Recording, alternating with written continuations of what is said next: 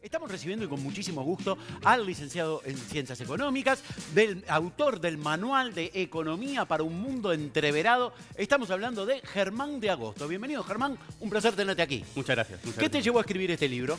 Bueno, este libro nace de unas columnas que yo tengo en la radio, ¿Sí? en el programa Fáciles de Darse, que es una columnas de economía, es un espacio de columnas de economía, pero con un enfoque más descontracturado y para pensar que le llegue a todos. O sea, no es un tratado, es un manual. Claro, esto es algo como para justamente manosearlo, ¿no? Exactamente, Leerlo. un montón de temas para ir manosear y tratar de entender la economía desde de otra perspectiva y con un enfoque mucho más descontracturado. Perderle el respeto y el miedo a la economía, ¿no? Probablemente. No, economía ya sabemos, problemas, ¿no? Vamos a ver entonces de qué se trata este manual, ¿no? Acá vemos el impacto que puede llegar a tener la psicología a la hora de gastar, por ejemplo. Sí. ¿Es importante la psicología? Sí, sí, sí. ¿Estamos en control de nuestras decisiones cuando estamos decidiendo un producto u otro? Bueno, en realidad lo que dice la psicología o el aporte de la psicología es que no.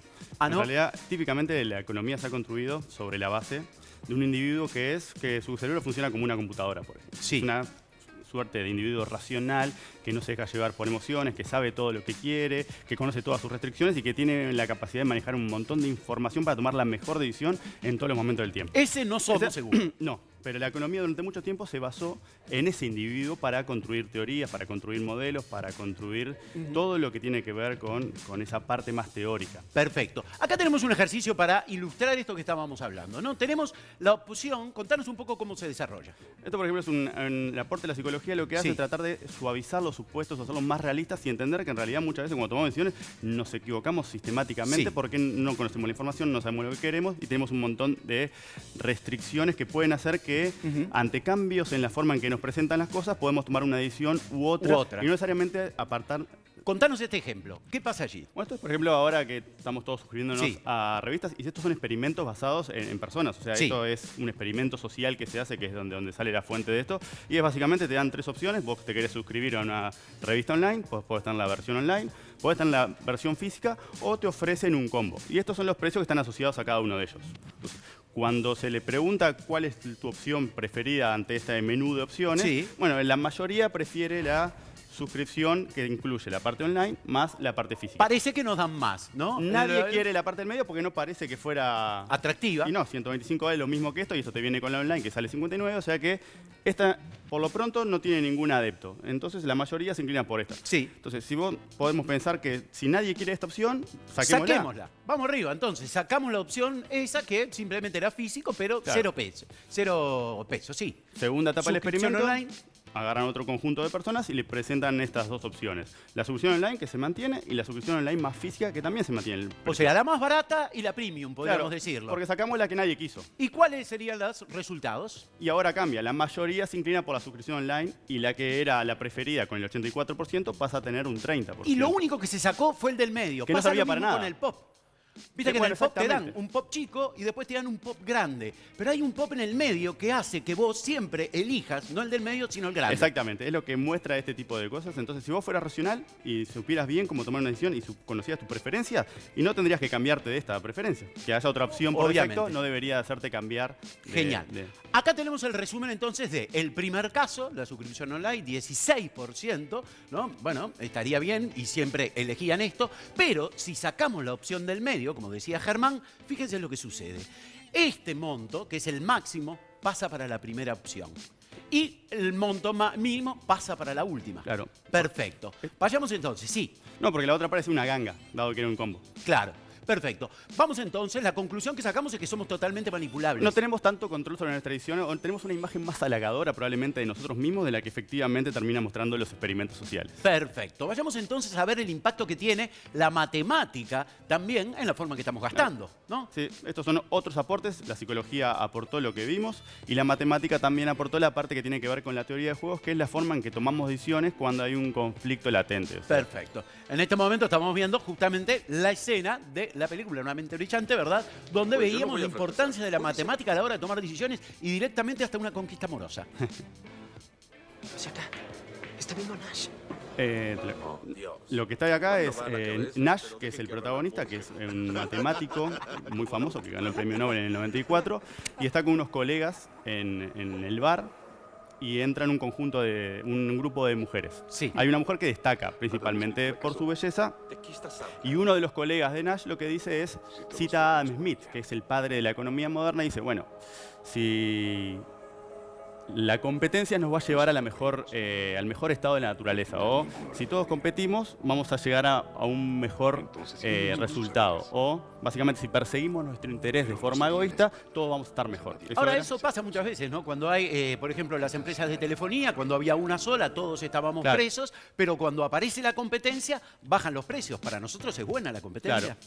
Lo que cuestiona esto es básicamente, claro, desde ese punto de vista es buena porque se traduce en mejores precios y más calidad. Perfecto. En este sentido, es como otro enfoque que lo que hace es, una de las frases más famosas es, si todos actuamos en procura de nuestro interés y de forma egoísta, como una mano invisible, vamos a ir conducir a un mejor estado. Pero terminemos entonces el tema de la película. Entonces, él dice que si todos van a la más linda, habría una competencia, eso sería un ejemplo Y de es- la economía actual. Claro, y va a llevar a lo mejor para todos. Perfecto. Al lado salta Nash, con un momento como de eureka, y dice, no, Adam Smith, que es el padre de la economía, estaba equivocado. Si todos competimos y vamos por la más linda, vamos a terminar todos peor, porque nos va a rechazar a todos, y cuando nos volquemos hacia las compañeras, también nos van a rechazar porque a nadie le gusta ser segunda opción. Entonces, Claro. lo mejor es que ninguno vaya por la más linda, todos cooperemos, y efectivamente todos ahí vamos a llegar a un resultado. Entonces, lo que cuestiona el aporte de la matemática es esa visión de que persiguiendo el propio interés de cada uno de forma egoísta, la sociedad va a llegar a un lugar mejor. O sea que la conclusión es, la solución no es competir, sino cooperar. Claro, eso aplica, por ejemplo, para los recursos naturales. Todos estaríamos mejor si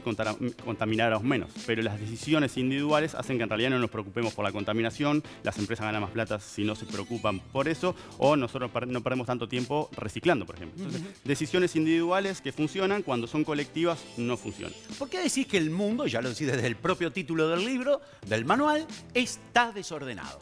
¿Por Bueno, qué? creo que siempre fue así, pero creo que ahora hay dos grandes factores que te hacen que vos puedas argumentar que está más desordenado. El primero tiene que ver con la revolución tecnológica que estamos atravesando. No es la primera, ni probablemente va a ser la última, y eso es algo que siempre ha generado desorden a medida que se fueron dando las sucesivas olas tecnológicas, pero esta es muy distinta, porque hasta ahora lo que habíamos visto desde la revolución industrial era que la tecnología lo que hacía era sustituir músculo. Sí. Lo que está haciendo ahora la tecnología es sustituir cerebros. Entonces, las máquinas, entre comillas, están aprendiendo. Entonces, todos los desafíos y todo lo que se genera a partir de una ola tecnológica que es intrínsecamente distinta a todas las que hemos visto, te genera como mucho más desorden porque te genera inseguridad desde el punto de vista de lo cual va a ser tu futuro laboral, te afecta la forma en que se ofertan las cosas. ¿Quién se imaginaba hace 10 años que hoy íbamos a tener youtubers o instagramers o influencers? Un montón de cosas que hace la tecnología que son buenas y que son malas y que te hacen que esta afirmación pueda tener sentido. Perfecto. ¿Por qué la crisis de Estados Unidos en 2008 es un ejemplo? Es importante. Bueno, la crisis de Estados Unidos en 2008 es como parte de ese mundo desordenado porque lo que vino a hacer básicamente es terminar de, como por lo menos, fracturar o resquebrajar un orden económico que venía desde la posguerra del siglo pasado, donde básicamente había un consenso, por lo menos en Occidente, de que lo mejor era tener un mundo integrado y cooperante, de vuelta con la cooperación, pero también integrado, donde es bueno que los flujos de capitales y los flujos de gente circulen libremente, la apertura es buena, la cooperación es buena, el comercio es bueno, y eso fue un consenso que orientó la economía desde los fines de la Segunda Guerra Mundial. Después vino la globalización, y la globalización tiene ganadores y perdedores, como todo. Entonces, cuando viene la crisis de 2008, ya la globalización ya había generado un problema vinculado a que el orden no funciona, como que el partido está arreglado, algo así, ¿no? Como que los ricos se hacen más ricos y los pobres se hacen más pobres. Y ese descontento que emerge, por ejemplo, figuras como Donald Trump, empezamos a escuchar del Brexit, el Grexit cuando era lo de Grecia, todos los problemas de Europa. Entonces lo que hace la crisis de Estados Unidos es como darle como ese golpe de gracia a ese orden económico o a esos grandes consensos que habían orientado. El Big Bang, podríamos decir. Bueno, ¿no? ahora estamos viendo cómo, claro, cómo eso va cambiando y cómo Perfecto. impacta en él. ¿Por qué propones este ejemplo? Bueno, esto fue como una, no sé si vieron la serie Dark, pero es una serie alemana, Sí. donde básicamente viajás, es una serie de ciencia ficción donde hay un viaje en el tiempo en un ciclo de 33 años que se repite. Perfecto. Si viajáramos en el tiempo, estando aquí en el Uruguay, fuéramos para atrás, estaríamos en el año 1986, ¿no? Veamos entonces qué tenemos aquí en el año 1986, en este Uruguay al que hemos regresado. Claro, si regresás para atrás 33 años y te preguntás, ¿el Uruguay del 2019 es un país distinto al que era en el 86? Y bueno, creo que esta afirmación podemos decir que efectivamente es un país distinto y eso tiene que ver con muchas cuestiones. Para empezar, es un país más estable, tiene una inflación mucho más baja. Uruguay nunca tuvo un problema de hiperinflación como otros países de la región, pero tuvimos inflaciones de 125%, más o menos el triple de lo que tiene hoy Argentina. Entonces, si yo te pregunto a vos, ¿cuánto sale un auto de gama media, nuevo, 0 kilómetros, pero en pesos? ¿Qué me contestás? Ni idea. Estás haciendo cuenta mental de más o menos ¿De cuánto 15.000 serían dólares, por no sé 38. cuánto? Bueno, parte de que tengamos ese chip, a partir del cual después de un umbral razonemos en dólares, es que tuvimos una historia de inflación alta. O sea que además de todas las cosas malas de la inflación vinculadas a la erosión de los ingresos, a la erosión del bienestar y todas esas cosas, te genera ese problema de que te hace que tengas una economía dolarizada con personas que razonan en dos monedas. Totalmente. Sí. No, seguíamos, porque ese era uno de los argumentos. El otro era, que también es distinto, básicamente porque es más disciplinado. Es cierto, ahora tenemos el déficit fiscal en 5%, pero si lo miramos en una ventana de tiempo más grande, de 33 años, eso no fue así, o sea, y los últimos 33 años fueron más disciplinados fiscalmente que los anteriores. También es un país mucho más dinámico. De hecho, los últimos 15 años han sido el proceso de crecimiento más extraordinario. De hecho, también es distinto porque rompió una regla histórica que nos ataba siempre a la suerte de Argentina y Brasil. Cuando Argentina y Brasil se iban para abajo, nos chupaban, y cuando se iban para arriba también nos llevaban. Lo que hizo Uruguay a partir del 2012 fue quebrar esa tendencia. Y además porque al crecer también distribuimos, hoy tenemos un país que es más igualitario, donde hay menos privaciones materiales. Entonces, por todos esos argumentos, si tuviéramos que viajar en el tiempo 33 años para atrás, podríamos decir que hoy el Uruguay del 2019 es mejor al Uruguay que teníamos en el 86. Todo tiempo pasado fue peor, o por lo menos estos 33. Pasemos al 2019. ¿Cuál sería la principal preocupación del Uruguay? Y bueno, ahora viajamos para adelante y si nos saliéramos por ese agujero de gusano o túnel del tiempo en el 52, si tuviéramos que mirar para atrás, ¿por qué es un país distinto? Bueno, para mí hay dos respuestas. Una tiene que ver, o sea, básicamente es qué hay que hacer para que Uruguay sea distinto y el que viaja en el tiempo puede decir, sí, somos un mejor país. Lo primero es controlar un poco la parte fiscal. Esto es lo que tenemos que hacer hoy. Esto es lo que deberíamos hacer porque, ¿viste eso que te decía de las dos monedas, que es una economía dolarizada? Sí. Bueno, un país tiene distintas herramientas para manejar la economía, para aumentar el empleo, para controlar la inflación y para hacer crecer. Tiene la política cambiaria, que básicamente es manejar el tipo de cambio. Tiene la política monetaria, que es básicamente manejar la cantidad de dinero. Y tiene la política fiscal. Pero la política monetaria, por lo que dijimos que pensamos en dos monedas, es menos eficaz de lo que es en otros países. O sea, el poder de fuego que tiene el Banco Central es menor a otros países porque solamente emite pesos, pero también circulan dólares. Entonces, eso hace que la política fiscal en Uruguay sea sumamente importante. Y una lección que aprendimos de la historia es que cuando las finanzas están desordenadas, tenemos un problema. Entonces, lo primero es recuperar como lo que sería la ancla fiscal. Y eso requiere una serie de acciones secuenciales. Lo primero es las cosas que se discuten ahora. Cómo hacer un ajuste, ya sea por el lado del gasto o por el lado de los ingresos. Pero pensando en una ventana de tiempo más larga, hay otras cosas que tenemos que hacer para lograr estabilidad. Una es, por ejemplo, una reforma de la seguridad social. Ajá. Eso tiene que ver con que vivimos más y nos reproducimos menos, o sea que cada vez hay menos activos para sostener por más tiempo a una masa mayor. Eso es fundamental. Exactamente. Y lo otro que tenemos que hacer es hacer reformas pro crecimiento. Porque el Uruguay que todos queremos no es un Uruguay o un Uruguay que mantiene todas las transformaciones sobre las que nos hicieron un mejor país, no es un Uruguay que se puede pagar con un crecimiento como el que tuvimos en los últimos 3 años, un crecimiento de 1,5. Entonces lo que tenemos que hacer es un conjunto de reformas, además de ordenar la parte fiscal, para mejorar la capacidad de crecimiento. Perfecto. Vayamos al futuro. Viajemos entonces al año 2052. En este ejercicio, 33 años, le agregamos al 2019 y estamos en el 2052. ¿Qué deberíamos? ¿Qué nos puede ayudar a tener un mejor país en esa época? Bueno, después en el mediano plazo, esas dos cuestiones. La parte más de las finanzas públicas y la parte del crecimiento. Y después ahí me puse un poco más utópico a discutir otras cuestiones, dado que la ventana de tiempo es larga y, por ejemplo, no organizar el Mundial de Fútbol, que es algo totalmente polémico, que me va a convertir en enemigo público. Pero cuando vos revisás la evidencia empírica que está documentado y, por ejemplo, estudiás cuál ha sido el costo o el beneficio de los mega eventos deportivos y considera tanto mundiales como Juegos Olímpicos, y en general termina siendo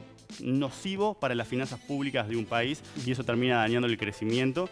O sea que para que en el 2052, mis hijos estén tranquilos, yo no voy a estar seguro, no deberíamos haber organizado en el 2030 el Mundial de Fútbol. Aún teniendo en cuenta que hoy por hoy muchos países ya saben que organizar un Mundial o los Juegos Olímpicos para muchos implica la bancarrota, prácticamente, y se organizan de a muchos países o regional. Aún teniendo en cuenta esa posibilidad. Bueno, habría que ver bien el diseño, pero ya a partir de esa base donde la evidencia empírica lo que te dice es que, bueno, que en realidad terminan más heridos de lo que empezaron.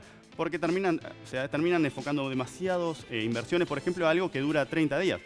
Y eso te genera, por ejemplo, lo que llaman elefantes blancos, que son mega estadios que en realidad solamente tuvieron su uso por 30 días y después cómo mantenemos esa infraestructura. Ese tipo de cuestiones son como los principales argumentos detrás, pero hay otro conjunto de costos que terminan superando los beneficios. Perfecto. Y cuanto más rezagada sea el punto de partida, más complicado es el legado que te deja.